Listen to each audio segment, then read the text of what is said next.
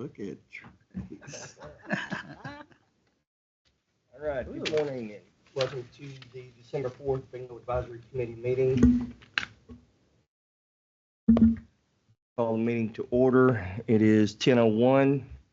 We will rise for the Pledge of Allegiance to the U.S. and to the Texas flags.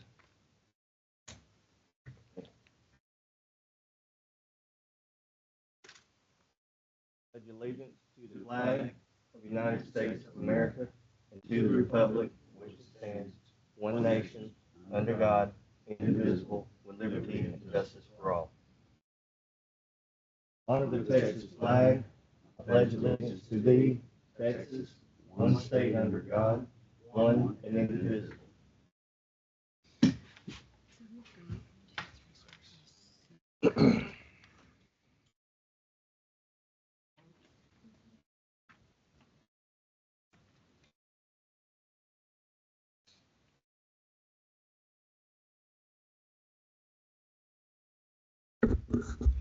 All right, item number 2, roll call. I am present. Melody? Here. Dr. Penny? Present. Tommy? Present. Jason? Present. Veronica is not here today. Floyd? Present. Audrey? Audrey will not be here today. Victor? Is Victor online by any chance? Nope. Okay. All right, we do have enough for a quorum, so we'll proceed. Item number 3, meeting minutes from October 28th, 2024 meeting. Hey, there you are, sir. Not a problem. I'm sure it's the weather today. Well, that nobody was downstairs to let us in. Oh gosh. Okay. All right. Victor is here. All right. Meeting from the October 28th, 24 meeting. Any public comment on the meeting minutes from that meeting? If not, move that we approve the meeting minutes from the October meeting. Second. Okay, we have a motion and a second. All in favor, say aye. Aye. Any opposed? Meeting minutes are approved. Item number 4, rule review update. Do we have any public comment on the rule review?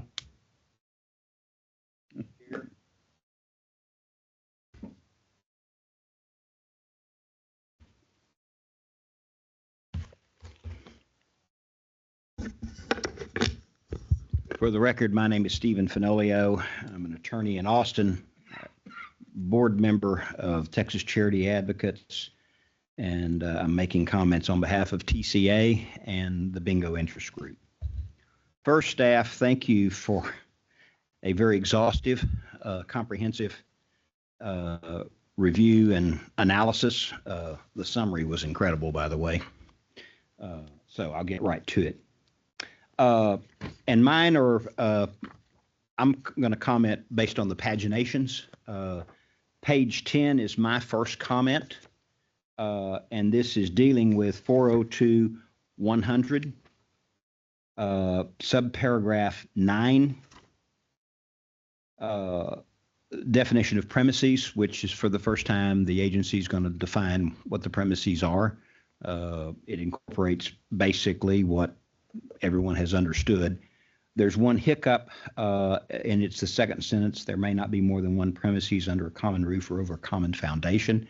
That's true today for new halls and has been for many years, but there's a grandfather provision in the Texas or Bingo Enabling Act, Section 201-403.403, that gives a grandfather if they were established to locations, 2 premises under the common roof or common foundation.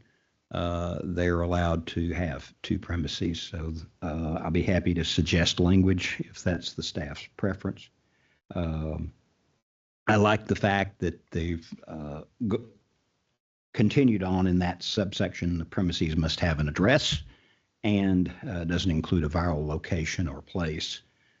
We all know of the social media activities where people are playing bingo or conducting bingo on Facebook or Instagram, and that's designed to put notice that you can't do that. And then there's later in the rule provisions dealing with in potential enforcement of that, which we appreciate. Next comment is under 402-102, the Bingo Advisory Committee. And my addition is in subparagraph N on the BAC's reporting requirements. The Sunset Advisory Commission observed correctly that it makes no sense that the BAC cannot comment on other states' bingo activities. And that's been part of the commission's work plan. It's not in the statute. It's not in the rule. It's been in the work plan. The Sunset Advisory Commission said that doesn't make any sense. The BAC should advise the commission on charitable bingo activities. For example, if Mississippi had a different rule on event tickets, pull tabs, that would be helpful to the charitable bingo folks in Texas, then the BAC should be able to bring that to the commissioner's attention and perhaps advocate for that rule change. Well, the work plan prohibits that. My suggestion is in subparagraph N3, at the end of the sentence that ends fiscal year, put a semicolon and then the following language. The work plan shall allow the BAC to review and comment on other states' laws, period. That way, the BAC, if there's a provision that's helpful or detrimental that's in the statute or another statute, that they should be able to comment on that. And again, that's consistent with the Sunset Advisory Commission. We don't always agree with what they say, but that was their recommendation. I would also point out that the lottery staff regularly advises the commission on other lottery statutes. We have multi-state lottery, and the reason we have multi-state lottery is because the staff properly advised the commission and the legislature that there's this multi-state lottery that would be beneficial for the education budget of the state. And so we have the Lottery Commission participates in 2 different multi-state lotteries. And it didn't happen by accident. So it just seems to me that that would make perfect sense. The staff did a great job on the changes on how and when quarterly reports, license renewals, payment of prize fees are addressed in the rule. And it's great. It will solve a lot of potential problems that have occurred where, for example, an application or a renewal is sent via first-class mail or certified mail, and it doesn't get to the right address, even though it's properly addressed and postage is prepaid. It's got a mark on it, a postmark, but it didn't get to the right place. Well, under this revised rule, that it would be considered timely filed. So thank you. Under subparagraph C of that, and that's at the middle of page 13, I would suggest in the subparagraph C1, on the 3rd line down that starts a report or payment was delivered to a contract carrier, I would add a common carrier, I'm sorry, it says common carrier.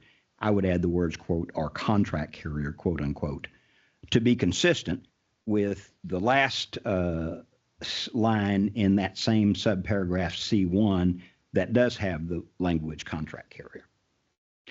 Such that the bottom line is you can mail it via or deliver it via U.S. Postal Service, a common carrier, Fed Express, or a contract carrier, and it could be considered timely made. My next observation deals with 402-200 general restrictions on the conduct of bingo and subparagraph Q. And this, for the first time, will put into official policy of the agency that licensed authorized organizations cannot accept credit cards or credit for payment of bingo. That provision doesn't exist, or prohibition doesn't exist, in the Bingo Enabling Act, and historically has never been in the rule.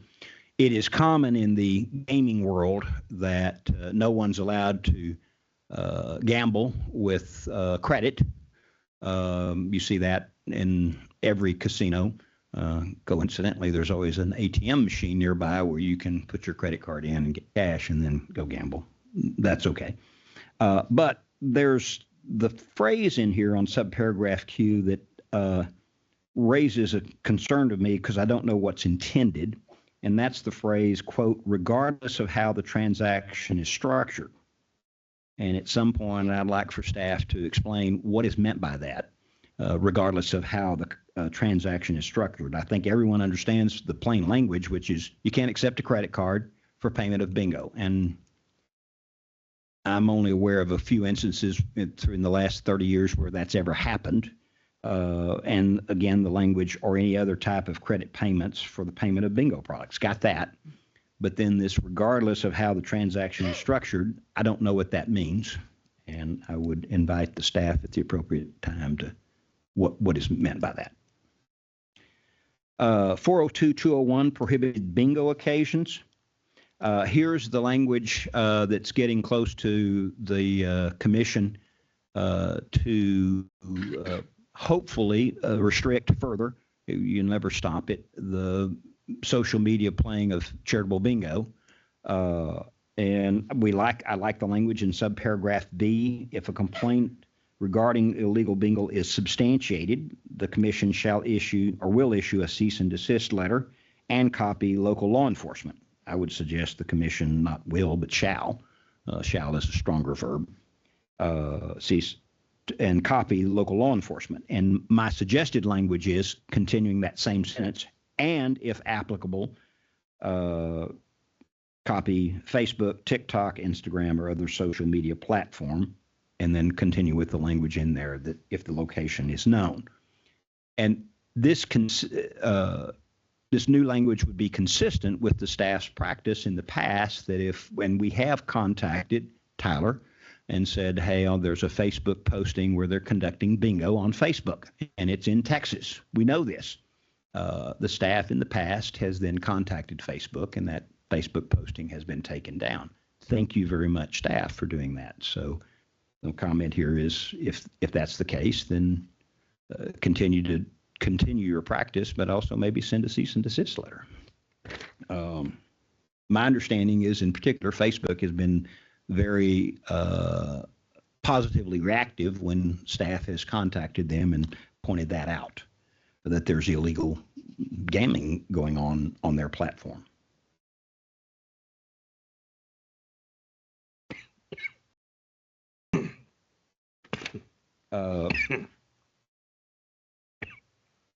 And by the way, I sent these changes to both Tyler and LaDonna yesterday after my clients approved them. So they do have the changes. If anyone else wants them, I can. If I have your email address, I can provide that. It's redlined. Next change for me is 402-309 bingo card paper record keeping, and it's in subparagraph 3A. It falls on the licensed authorized organization. This is on page 48, by the way, at the bottom, and it continues on at the top of page 49. The language is subparagraph A, a licensed authorized organization must maintain a disposable bingo card / paper sales summary showing the organization's name, taxpayer number, distributor's taxpayer number, comma, invoice date, comma, distributor's name, comma, invoice number, comma, serial number, and series number, period. My comment is, do you really need the charity to tell you what the taxpayer number is of the distributor? That taxpayer number is readily available on the commission's website. It's not like there's a huge number of distributors out there. probably 3 or 4 of the distributors control at least 80% of the market. So it's just another thing that we don't think is necessary. And if it's one more data point a charity has to maintain, keep track of, and sometimes they forget or they transpose a number. So it seems to me it's just not needed. I had one bookkeeper also say they shouldn't have to keep the distributor's name because the agency could then go to the distributor and get that information. But from my perspective, the agency's not going to know who the distributor is. So it would require them to engage in some sleuthing to figure that out. So I didn't make that comment to eliminate the distributor name. I just think the taxpayer number of the distributor isn't necessary. In subparagraph D, and this is on page 49, the language reads, disposable bingo card / paper marked for destruction cannot be destroyed until witnessed by the commission, its authorized representative or designee, period. My suggested language was put a semicolon after the notification and and then add the following language: when the license authorized organization notifies the commission has 30 days to witness the destruction. I've heard of one instance, and it hasn't been recent, where they had to keep the paper for destruction for about 120 days while the commission decided if they were going to send someone out to witness the destruction. 30 days seems to be sufficient, that would be the practice, that after they're properly notified by the charity, the commission has 30 days to either witness it or the charity can go ahead and destroy the paper. And my experience through the years has been it's not often that the commission does actually witness the destruction. All the more reason to have a window where they have a time frame where they can either keep it for verification or go ahead and destroy it.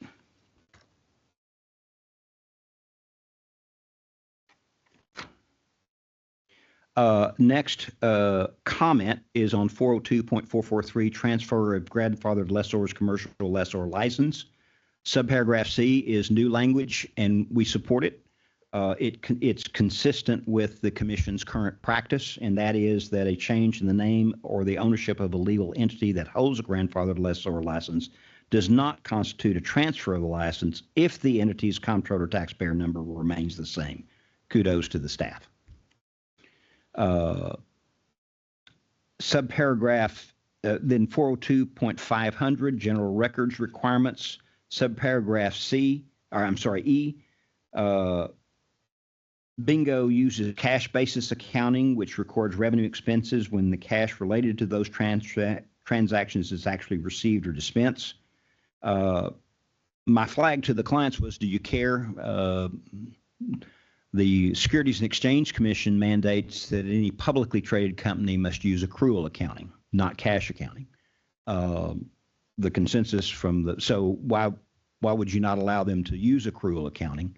The reason the SEC, the policy reason, is it's more accurate description of the company's actual financial standing. For example, if the public entity is aware of a huge expense that's coming, they've already signed the contract, but they haven't actually paid for that expense. Under cash accounting, you wouldn't reflect that expense. Under accrual accounting, you would. My client's conclusion was we like the cash accounting the way it is. I recognize the agency would never want the option of cash or accrual, because then the quarterly reports, you couldn't compare an apple with an apple if one charity or one hall is using cash and the other is using accrual. It would be a mishmash. So after much discussion, they agreed keep the language as it is.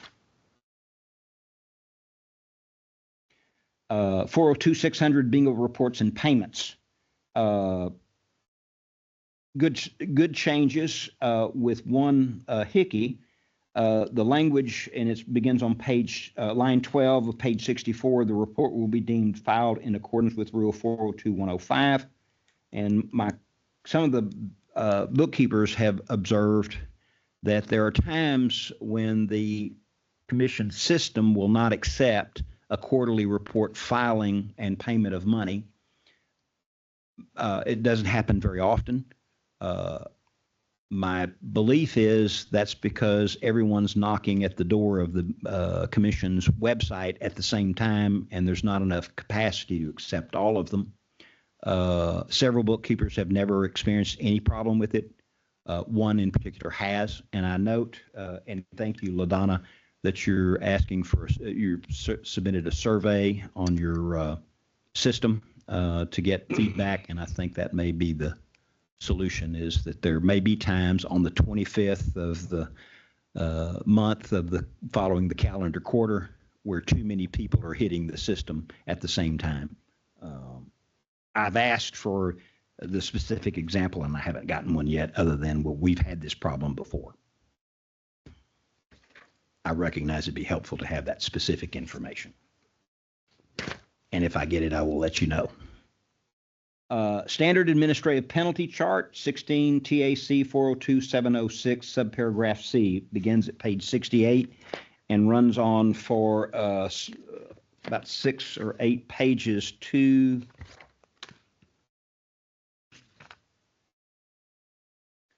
page 74. And the commission staff have reacted positively to the Sunset Advisory Commission recommendation that you should have minimum mandatory monetary penalties for certain actions, as opposed to, for example, in the category 1 violation, which is in the middle page of page 68. Currently, it's a 0 warning to up to $1,000 for the first offense. You can read the language. And then on that same category 1, from 0 warning to 1,000 for a second offense, it's now a minimum of $250. And so my observation is this provision will take money from the charities. We have lived with multiple charitable bingo directors, and I think the last several have been accommodating and understanding that honest mistakes are made. And so a warning letter is appropriate. Well, these changes, and it's the same in category 2, different levels, or that will no longer happen. And I just make the observation that if someone, subparagraph 2 of this category 1, a person makes a false statement in the application for a license, or subparagraph category 3, person falsified or made false entries in books and records. Well, on the false entries, if you transpose a number, that's a false entry. It would be a mandatory $250 fine for the first offense. That makes no sense. It's an honest mistake. The staff in the past have looked at that and said, do better. And then the same is true on an application license. They made a false statement. It wasn't intentional. Maybe they used the wrong address. They transposed a zip code number. Well, that's a false, technically, that's a false statement in a license application. Now they're going to start assessing $250 fines. Again, that's money from the charities that they would not have for their charitable purposes. It makes no good policy sense. In my view, if the current director looked at that and determined that the person who made those errors, and they were repeated, was either indifferent or maybe intentional, then the commission has the appropriate penalty matrix to lay the hammer down, as well the director should. But if it's an honest mistake, why are we having that discussion? So that comment continues for all of the categories. As you can see, they're all minimum monetary fines, with the exception of a category 6 and 7 on the first offense, which is still a warning. And the higher the number, it's the more innocent the mistake, if you will, or less serious mistake. So it makes sense. But again, this second offense, the organization failed to maintain, keep current, and make available for review to any person upon request a copy of the Bingo Enabling Act and the rules. So what typically happens in most organizations now is they print off the current version from the commission website. Here's our statute. Here are the rules. If you want to look at it, here they are. What happens if they forget to update the rule because one of the rules changed? Well, and it happened on more than one occasion. Well, that's a mandatory $50 fine. No one's harmed by it. I mean, that person could go on the website and look at the rule itself. But again, all designed, in my view, to take money from charities. We ought to make sure that charities have the money to meet their charitable purposes. I'll be happy to answer any questions. I'm done. Thank you, Steve. Does anyone have any questions? Comments? Thank you, Steve. Pardon, Melody? I do have a comment. We're talking about doing the audit. The name of the distributor at the top and license numbers. The audit, we also turn in our invoices. Every invoice has the name of the distributor, their license number, the date it was sold. All that information is on the invoice that we also hand the auditor. So it's repeated several times on every sheet of paper. Yeah. Just real quick, Steve, a quick question on your section 402, 201, where you talk about the prohibited language and if someone were to violate using social media to conduct charity or whatnot, and you said to send a letter, outside of the cease and desist letter, you also want to notify law enforcement. Who in particular are we talking about? Are we talking more so going through the constables, or what are we talking about in terms of having law enforcement get involved in this social media unlawful conducting of charity business? I think the way it's drafted, it would be up to the staff. But in the past, what I've been aware of is they copy either the district attorney or the county attorney, the person office that's going to make the call. And certainly they could contact the county sheriff or the police department. I don't know that in the rule you want to specify to that degree. But certainly they are also always, my experience has been when they've seen illegal bingo, not on a social media platform, but in real life, they've always contacted the DA usually it's the DA because it's usually a felony and not a misdemeanor, which county attorneys have authority on. And in past practice, the commission staff will actually go to the DA's office and sit down with them and give them the paperwork. I'm familiar with half a dozen of those instances, and give them, if you will, the roadmap for law enforcement to follow to shut down or prosecute that illegal activity. Yes, Make sir. sense? Yes, sir. No, I'd love to talk to you offline just about the whole social media aspect, because it's a new anomaly that we're dealing with in today's society. So. And it's rampant as illegal game. And it's not just bingo. You can play an online casino. You can play an online sweepstakes. And you can acquire certain products that are illegal to possess online. Yes, sir. Thank you. All right, any other questions?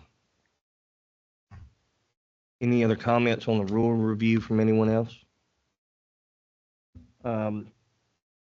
So the BAC will have another meeting in February on the rule review. Tyler, it's my understanding that the staff will have the staff's comments for us for that meeting. Yeah, that's correct. The plan here is to adopt these proposals in February, and you guys presumably will have a BAC meeting the day before. And so if that's the case, you'll have a copy of the proposed adoption for the next day, and that proposed adoption will contain all of the public comments we receive, plus all of staff's responses to those comments. And I think at that point, we would expect the BAC to review those comments and responses and be able to take a position to present to the commission the next day. Okay. Do you have a ballpark estimate of when the staff will have those recommendations? They have to be published 7 days before the meeting, but I think we aim for 2 weeks before. Yeah. By law, I think it's 7 days, but we aim to have it 2 weeks ahead. And so, of course, as soon as it's available publicly, we'll get it to all you guys. Okay. And when does the public comment hearing or public comment period end? It should be, so it'll be 60 days after the Publication. the October meeting. Let me see.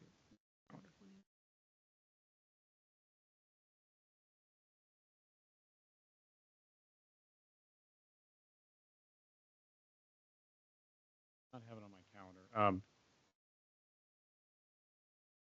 Yeah, it'll be 60 days after the close. And of course, we've got the public hearing after this meeting at 1 o'clock, so anybody's free to show up to that. And then it'd be 60 days after after they were proposed in the Texas Register. Okay. I had Steve Fenolio again for the record. Will the staff put on the website all comments that are made? I would encourage you to do so. Sorry, Dorota just commented to me. She's December 16th. It's going to be 30 days after publishing in the Texas Register. All those responses. So when we go in February, presuming that it's up for adoption, it'll be posted as an agenda item to the commission meeting, the proposed adoption of the rules. And then in that document, we must publish all of the comments that were received and then our response to all those comments. The proposed response. Of course, the commission hasn't adopted them yet, so that can change, but those would be the staff's proposed responses. And so those will all be available at least 7 days before the commission meeting in February. And then they'll have that available, BAC will have that available to take a position on. So you won't put them on the website? They will be on the website, just like every agenda for every commission Right, meeting. but not before you post. No, it'll be posted with Okay. the commission meeting agenda. We'll file open records. Thanks.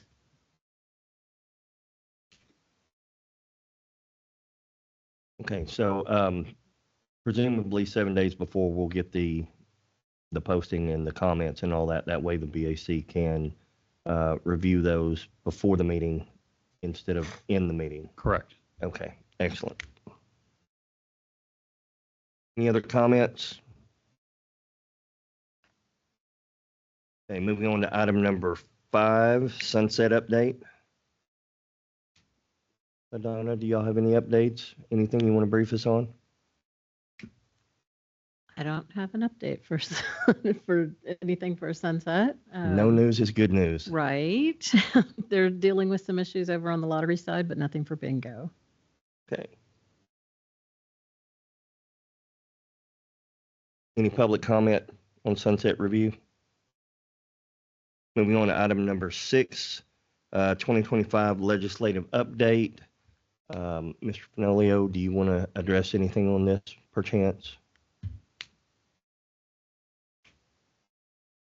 For the record, my name is Stephen Fenolio. There have been no bills introduced to date that would mention charitable bingo in any substantive form. So there's no bills yet. Okay, thank you. Anyone else? Ann? Nope, you're good? Thank you, ma'am. Okay, any other public comments or discussion on legislative update?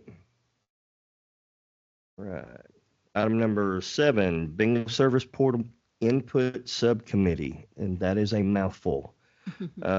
Discussion of what the bingo division needs from the subcommittee. Donna, is this all you or just Tyler?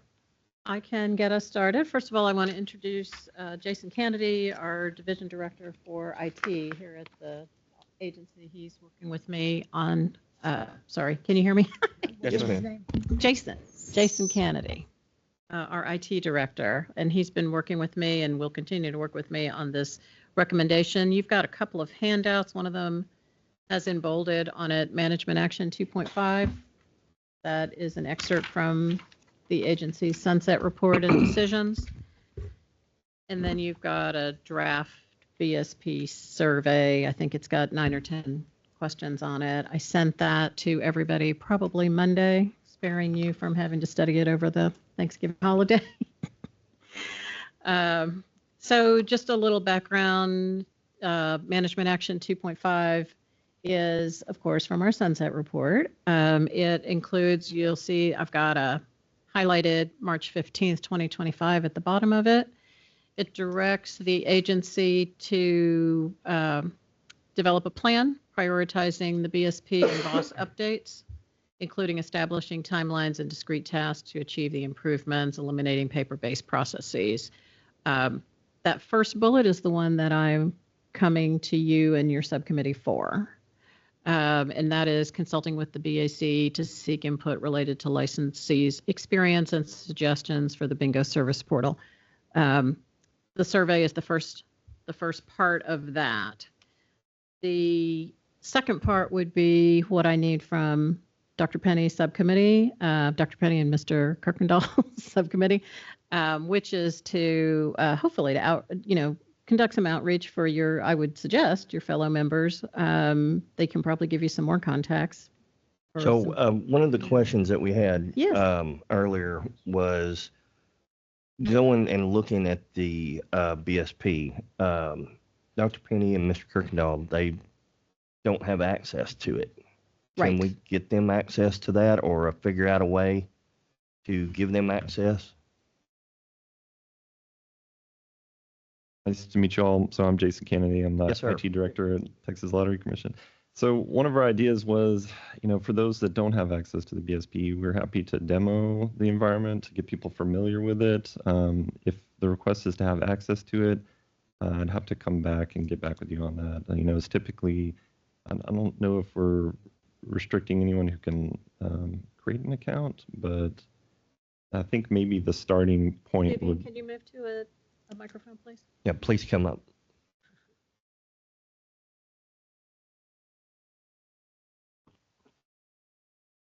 Hi, I'm Vivian Kong. I'm the Deputy Director for the Travel Bingo Operation Divisions. Anyone can create a BSP account. The only thing about a BSP account, if you create it and you are not linked to any kind of organizations or the unit, you will not be able to see the full function of the BSP.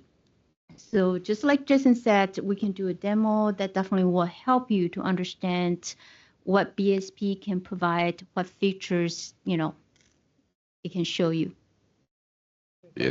Yes. Melody, go ahead. Thank you. If somebody wanted to create an account Yes.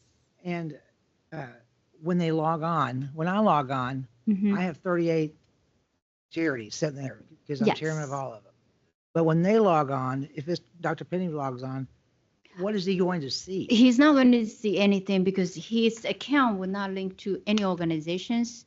What good would it be? Huh? What could, how, I don't know how they can have input on this without seeing it. Well, that's This is the subcommittee. At the last meeting when we asked for volunteers for the subcommittee, these were the only volunteers. Yeah. We missed well. you. I think maybe if Dr. Penny, I think once he gets some people from the industry on his subcommittee, I think that will allow him to gain access. I do think it's a great idea if maybe whoever on the BAC, especially Dr. Penny and Mr. Kirkendall, get that demo from the staff and look at it from the staff's perspective of how they see it, and then get with other members of their committee and then see how the industry sees it. I think that'll give them a better knowledge of both sides of the road, if that's okay with you, sir. And Mr. Chairman, I can tell you that I took an initiative to go ahead and create an account just so I could try to see what is available. And she's absolutely correct. It's very limited what I can see because I'm not associated with any type of license or anything else. So it's imperative that we're going to have users that's going to be able to feed us information about what their experiences are. This survey is going to go a long way to doing that. But I would also think about, because I did see there was reports for those who have access to this deal. And I'm a layperson. I don't understand what's desired out of these reports. But I do think that part of the survey that we need to look at is to gauge whether or not these reports are relevant. There's need to be changes made in these reports, or is it even appropriate for these reports to be located in the service portal, or should it be like outside the service portal towards just like a public inquiry access, something like that? Because I could see non-licensed holders, for whatever reason they deem necessary, may want to access this information. I don't know where that is outside that portal at this point, because I'm still, wandering through the system myself aimlessly. So do you have an idea of when staff may want to provide a A course demo or, or overview. I think as early as next week we could help. okay, now is this something you can do virtually or does this need to be in person? We had talked about doing it on Teams. If you're on a computer with a monitor, then you can follow along. We can share screens and talk about what we're looking at. I think that's an excellent idea. hmm I think the sooner the better, considering the holidays and our very tight deadline. That was the other thing I was going to bring up. Would you like to go over the wonderful March 15th deadline on this?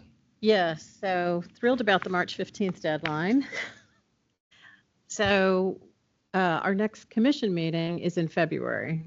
The next one after that right now is scheduled as usual not until April. So in order to meet the requirement of this recommendation, which is to submit it to the commission for approval by March 15th, we have to plan to do so in February and early February. That commission meeting right now is potentially scheduled for February 6th. Yes, so the BAC meeting would be February 5th. Right now, of course, all bets are off during legislative session. That could change depending on, but right now that is our schedule.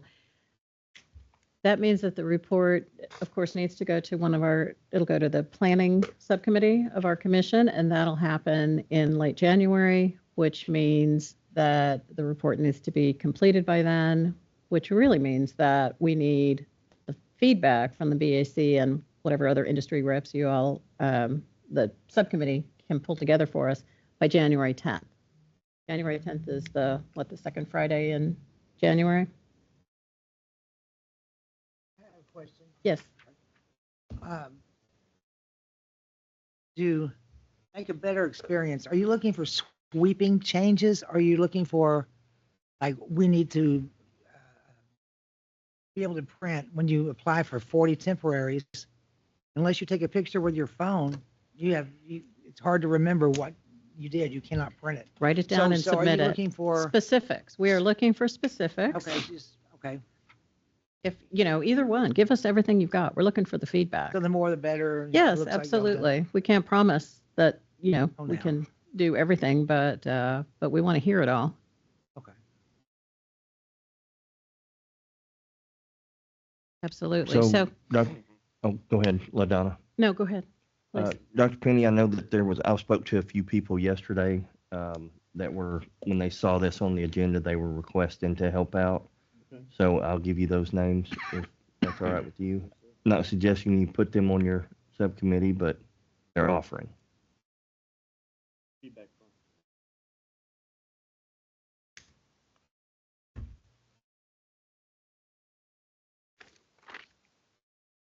Okay. LaDonna, did you want to go over the BSP survey question? Sure. So I sent it to you all on Monday. Hopefully you've had a chance to look at it. When I talked to Jason, he told me, let me start by saying this might be the first of more than one survey, but I think it's a good start. CBOD staff and IT worked on it together, and we're looking for your feedback. Of course, number one, do you use the BSP? I can read these. We can go through them one by one, or I can just ask you if you have any comments. Do you need this? Hoping to get it back today. Mm-hmm.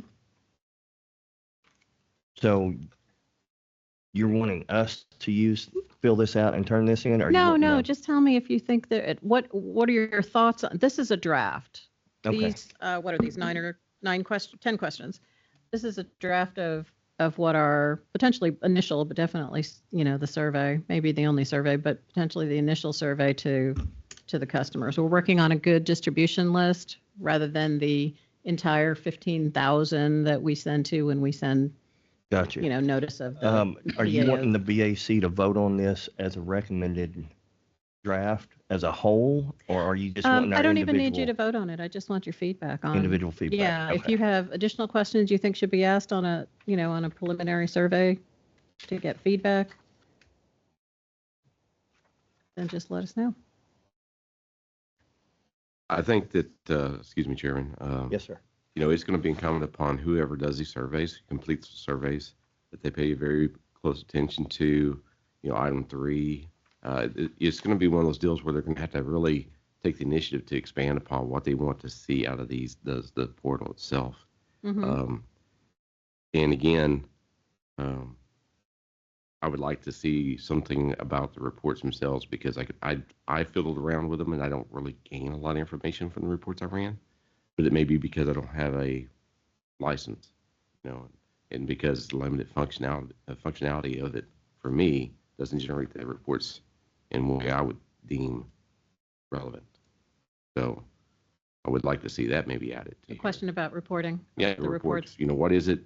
Do you use these reports? The pros and cons of those, and what reports are missing, because maybe some of these reports are irrelevant, don't need to be there. And maybe there's reports that need to be there that aren't there. Gotcha. All right. Do we have any member of the public that wants to comment on the BSP surveys?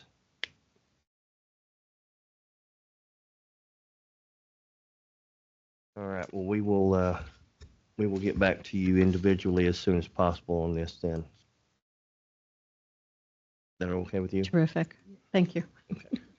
Mr. Chairman, Yes, sir. if I may, Stephen Finolio, I misspoke earlier, and my colleague Tom Stewart reminded me there has been a bill, actually 2 bills introduced that would affect charitable bingo. Okay. And I said there weren't any, and I did know about them. I just forgot. Okay. If I may. Yes, sir. So there are 2 bills, one in the House by Carl Tieper, who's a representative from Lubbock, and then in the Senate, Mays Middleton, who's a senator from Galveston. The bills are first designed to address the recent Supreme Court decision on 8-liners, the case of City of Fort Worth v. Riley, which held that all 8-liners are prohibited because they operate on the lottery principle, and the Texas Constitution prohibits lotteries unless specifically authorized. For example, the Constitution allows charitable bingo to operate. It allows the Texas Lottery to operate, and the Constitution also allows charities to conduct drawings. But it doesn't. There's no constitutional provision that allows 8-liners to operate. And again, the Supreme Court said that those operate on the lottery principle, meaning money is required to play. Chance determines whether your prize is won, and you win a valuable prize. In the case of 8-liners, it may be a fuzzy animal. So that's the first premise. The second one, though, is where it affects bingo. And so they're creating in these bills, and they're identical, both the House and the Senate, a legal game where skill predominates. And there's no statutory definition. It's just the language, if skill predominates, and the customer can win on the premises a prize similar to what is in the current penal code, meaning it's a wholesale prize, the value of which is de minimis, no more than 10 times or $5 wholesale value for the cost of the play. So if it's a 50-cent play, you could win a $5 wholesale value prize. It also allows you to accumulate, or you can be awarded a ticket, and you can accumulate those tickets for a $50 prize. And then it specifically states and amends the Bingo Enabling Act to state that those games are legal to operate in a bingo hall either before, during, or after the bingo occasion. So that's where the bill would affect charitable bingo. There are a couple of other provisions in the bill that don't address charitable bingo, but those 2 bills do impact charitable bingo. The deadline for pre-filing, and these are pre-filed bills, the session hasn't started, but under uh, state statute and constitution, they can pre-file bills, which started the Monday after the statewide election. And then pre-filing bills typically can be made up until usually mid-March. In the House and Senate, typically committees don't get started hearing bills other than appropriations until mid-March. The session starts the second week of January, runs to the first week of June. Thank you. Steve, do you have numbers, bill numbers? Yes, I'm sorry, I should have said that. House Bill 487, which is Carl Tieper's bill, and Senate Bill 517 by Mays Middleton. Thank you. And again, they're identical. Okay, thank you. Thank you. Okay, back to the bingo service portal.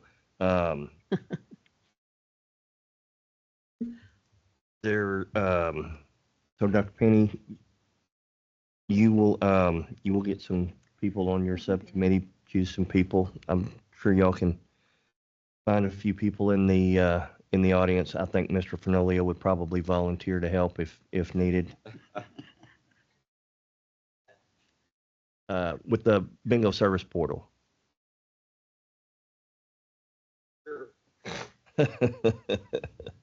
And if not, I'm sure he has great contacts to get some bookkeepers that really use this on a daily basis that you could choose from. And I'm sure Melody is very well versed in that as well. I was going to log him into mine. Okay, Mhm. excellent. Is there any other assistance we can give you on that? No, I'm gonna spend this week navigating through it. Okay, Terrific. excellent. I just want to repeat the January deadline, 10th. January 10th. You can, of course, send it to me by email.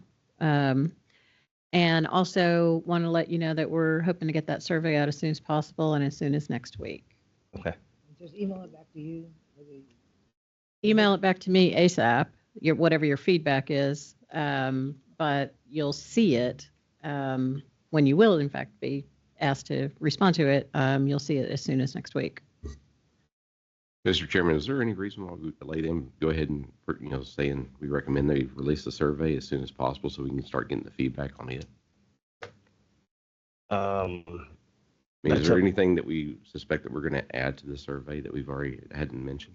well, this is not the BAC's survey. This is the Correct. staff survey. I I think, just didn't want them waiting on us to provide Yeah, I input think- after this meeting. like LaDonna said earlier, this is not something that the BAC would need to vote on as a whole. It's just individual users that use it. Our feedback ASAP. Yeah, that's understood. I didn't want them waiting on us to provide feedback. I think that this is the feedback. If I get feedback in the next 24 hours or so, that'd be fine. Excellent. You know, Okay. that's not going to slow us down. Our personal Our feedback. goal to get it Right. Yes, out to okay. people as soon as possible, as soon as next week. So they can go Okay. ahead and release it. Thank you, Victor. Yes, okay.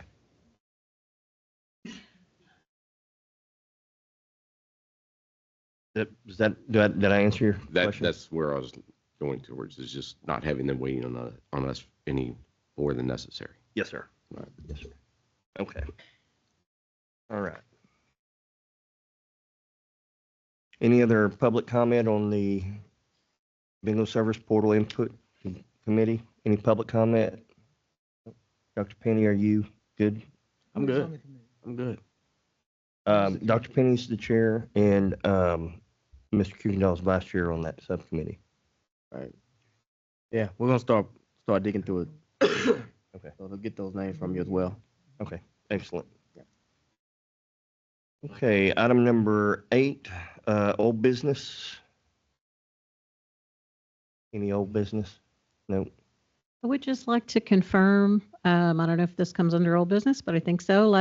At the last meeting, we talked about possibly getting Lottery Commission email accounts for interested BAC members. Since then, we pulled the BAC members and we have 0 interest. So I think we can cross that one off of old business. Just want to get it on the record. Consider it crossed. All right, any public comment on old business? New business, item number 9. Any new topics of discussion? Any public comment? All right, Moving right along today to item number 10, set the date for the next meeting. I think, LaDonna, I think you said the BAC was tentatively scheduled for the 5th of February. It is scheduled for February 5th, which will be the day before the next commission meeting, and it'll occur in this room. Excellent. Excellent. All right. It is now 10:56, and we will consider this meeting adjourned.